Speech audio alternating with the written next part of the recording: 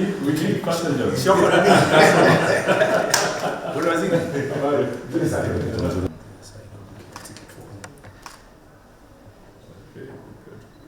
Good to see you.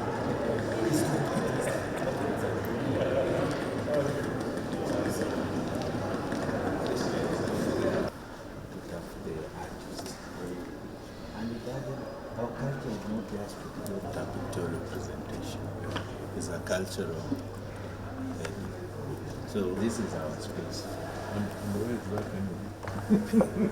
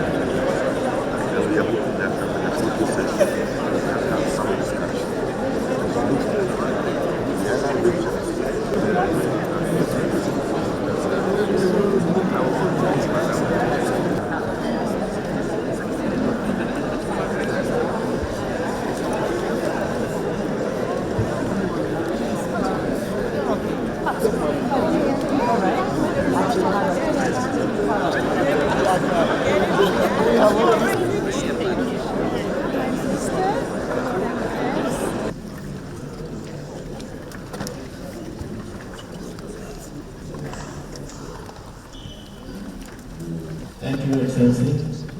May we all kindly rise for the AU anthem.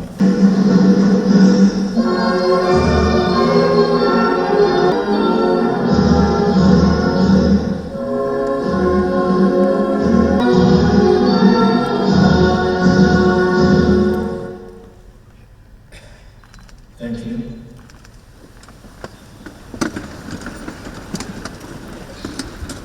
Excellencies, ambassadors, and relevant representatives here present. Deputy Chairperson of the African Union Commission, Eurex Abroad of the Islamic Republic of Mauritania.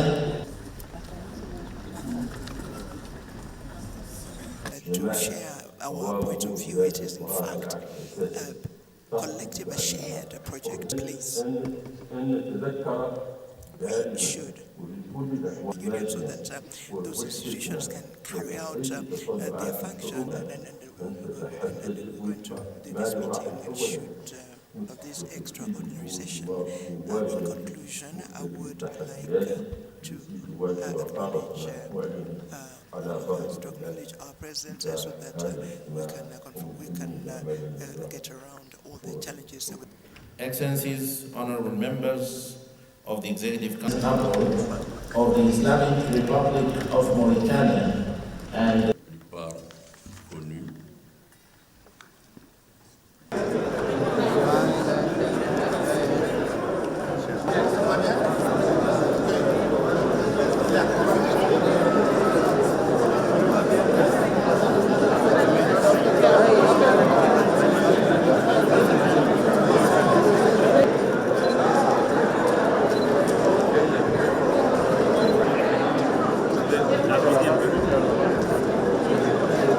This was an extraordinary session of the Executive Council, and it was called by the Assembly of Heads of State. Last time we were here at the February summit, and it became very critical because the issue of the future of the African Union was at stake in the context of the forthcoming elections of the African Union Commission leadership in February next year.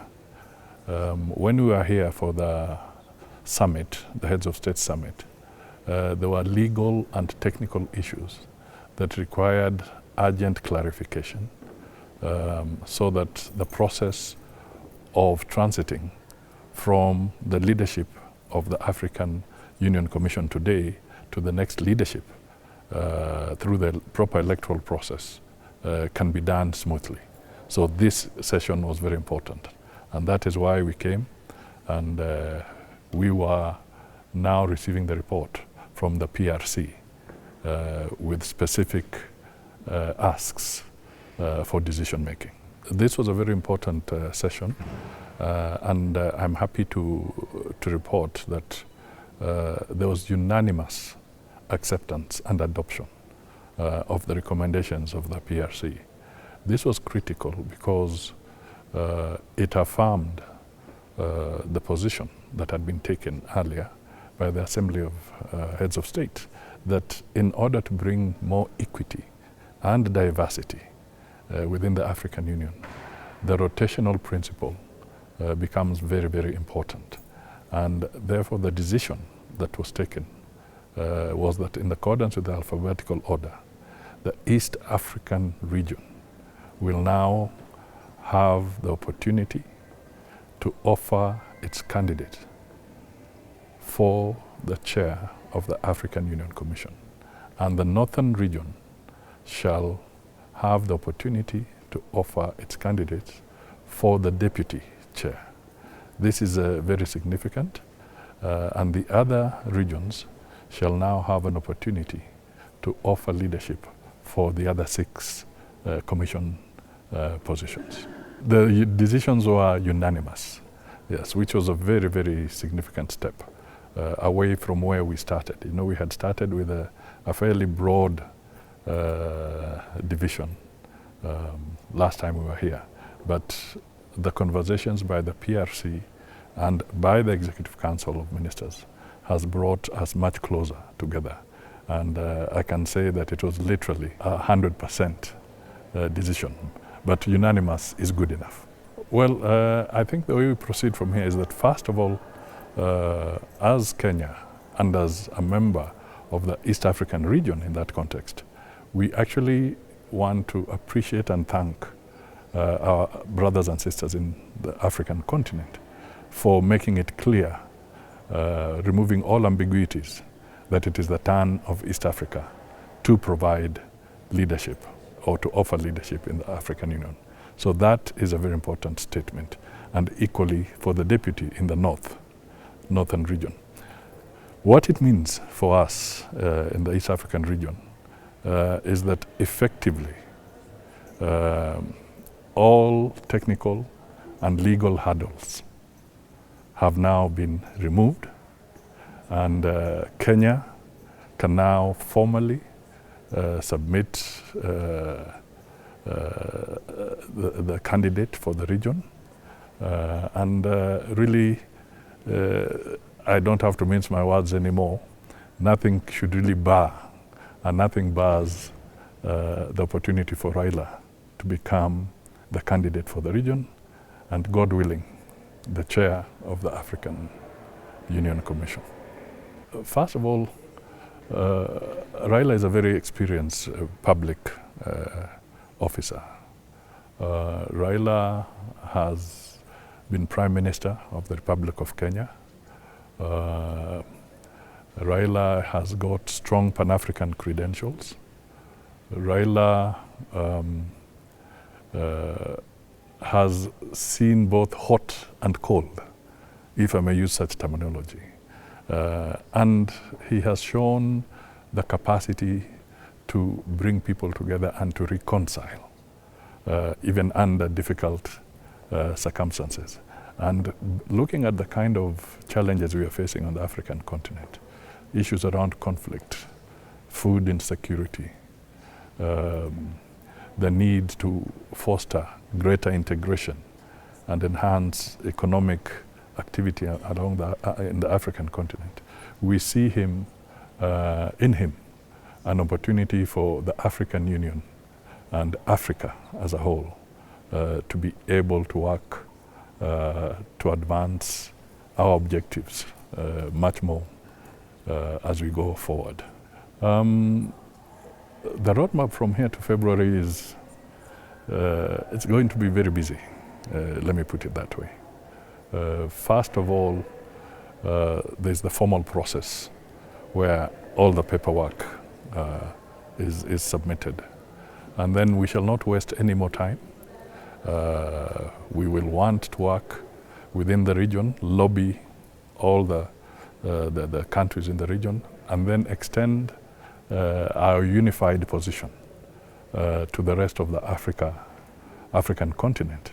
And this is going to be really presenting the credentials of our candidate and what Kenya can also offer through the candidate. And as you know, we have also seen a very robust engagement from the President of Kenya, President William Ruto, on issues around climate change, on issues of reforming the international financial architecture, on issues of consolidating and improving Africa's footprint in the global space. So we see this as an opportunity where the synergy can be consolidated. And indeed, the African heads, when they were here in February, also nominated President William Ruto to take up Kagame's mantle in furthering the reform process within the African Union. So we believe there's a strong synergy, and we are offering Africa a very credible candidate. One of the things is that we will need to be very coherent. And I think before I maybe conclude my remarks, it is important that I acknowledge the role played by the ambassador here, Orina, the Ministry of Foreign Affairs team, that all worked to make sure that we have arrived where we are. These men and women, both here in Addis and in Nairobi, have been actually burning the midnight oil to make sure that we have logical, well-reasoned arguments anchored in law on the challenges that we believe have been now resolved by the Executive Council of the Ministers. So as we go forward, that unity of purpose, that teamwork, and also bearing in mind that we'll need to work with our brothers and sisters in the other countries as well, will be absolutely essential going forward, not just for the election, but indeed for the well-being of the African Union as a whole. Permanent Representatives Committee of the African Union brings together the ambassadors of the 55 AU member states. Their role at the AU is to prepare for the meetings of the Executive Council and the Assembly. Their main function is to look at the various reports submitted by the Africa Union Commission and which are to be considered by the Executive Council, and to try and build consensus around the issues that are going to be deliberated and to recommend draft decisions to the Executive Council for consideration. We had meetings to look at the draft report on the preparations for the elections of the senior leadership of the AU Commission, elections that are to be held in February 2025. The ambassadors came together to look at the report, identify what the key issues that require decisions were, and to make recommendations that then have been submitted this morning to the Executive Council for consideration, including a draft decision on the key decision points. For the very first time on such an important topic as the election of the senior leadership, the Permanent Representatives Committee presented unanimous recommendations and a report adopted by all to the Executive Council. Among the key elements of the draft decision was the question of the eligibility of the various regions to submit candidates for various positions. The East African region was recommended to provide candidates for the position of the chairperson. The Northern Africa region will submit candidates for the position of the deputy chairperson, while the other three regions, that is the Central, the Southern, and the Western Africa regions, will compete openly for the remaining 6 positions of commissioners at the AU Commission.